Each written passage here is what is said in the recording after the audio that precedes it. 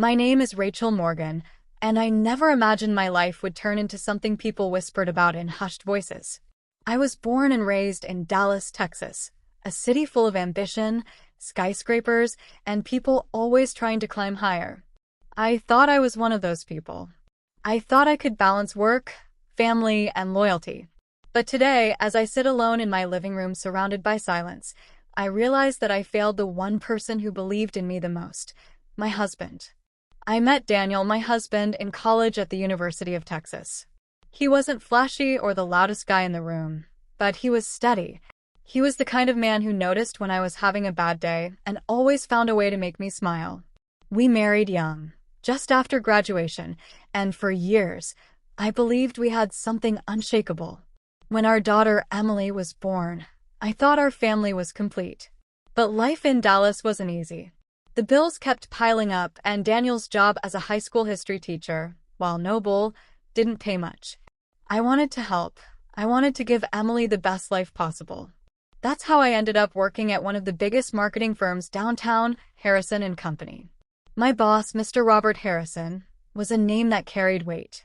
He wasn't just a boss, he was the kind of man people moved out of the way for in the hallway.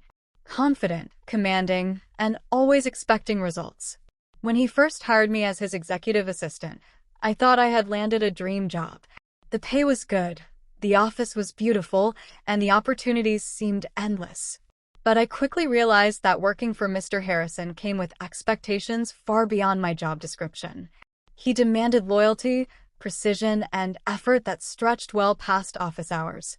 At first, it seemed harmless, staying late to finish reports, canceling dinner plans with Daniel to attend company functions, making sure his travel schedules were flawless. Daniel never complained. Not really. But I could see the disappointment in his eyes when I told him I wouldn't make it home for dinner, or when Emily asked why Mommy was always working. It's just for now, I would tell them. Once I prove myself, things will settle down. But they never did. Over the years, Mr. Harrison relied on me for everything. His calendar, his personal errands, even smoothing over conflicts with clients. I became indispensable to him, and I wore that like a badge of honor. But with every promotion I accepted, every award I received at the annual company gala, I felt the gap between me and Daniel widening. Daniel wanted family time. I wanted success. I told myself I was doing it for all of us, but in truth, I was chasing validation. I loved hearing my name announced in board meetings. Loved the way people looked at me like I mattered. The turning point came one winter. Mr. Harrison was preparing for a massive contract that could make or break the company. He asked me to travel with him to New York City for 2 weeks to help finalize everything. I hesitated. 2 weeks away from Emily and Daniel felt impossible. But Mr. Harrison looked me in the eye and said, "Rachel, you're the only one I trust with this. Don't let me down." I didn't want to let him down. And so I packed my bags and left. Daniel's face the night before I left still haunts me. He didn't yell. He didn't beg me to stay. He just said, "I hope you remember why you started all this, Rachel. Don't lose sight of it." Those 2 weeks in New York were a blur of late-night meetings, endless phone calls, and carrying the weight of a deal worth millions. I gave everything I had to Mr. Harrison's company. I was the first one awake and the last one to rest. By the end of it, the deal was signed, and Mr. Harrison praised me in front of everyone at the office. I should have felt triumphant. But when I flew home, Emily wouldn't look at me. She clung to Daniel like I was a stranger. And Daniel, he was polite, distant, like someone who had already made peace with losing me. The cracks widened after that. Daniel started spending more time away from home.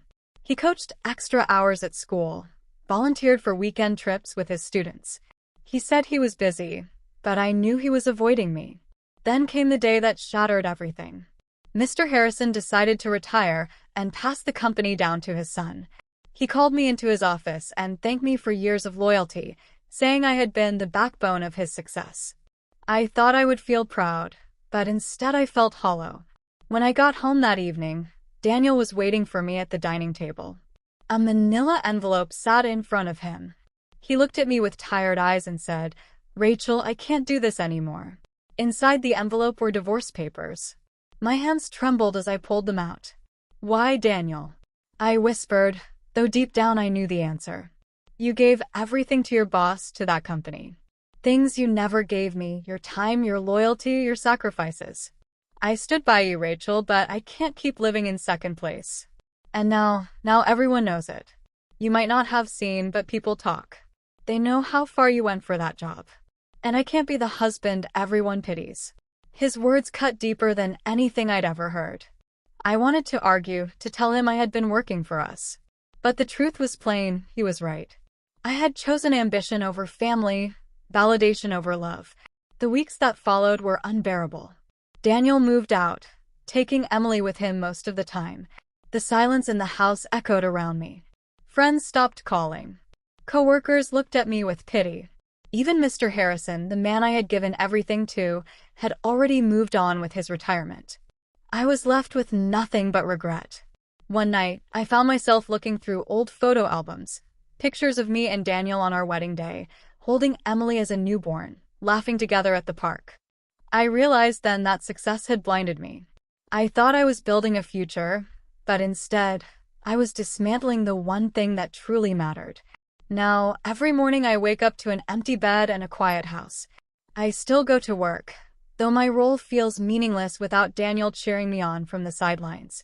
People whisper behind my back, repeating his words, that I did things for my boss I never did for my spouse. Maybe one day, Daniel will forgive me. Maybe Emily will understand. But until then, I carry the weight of my choices, knowing I traded love for ambition and lost both in the end. And that is the story of how I, Rachel Morgan, learned too late that success means nothing when it costs you the people you love most.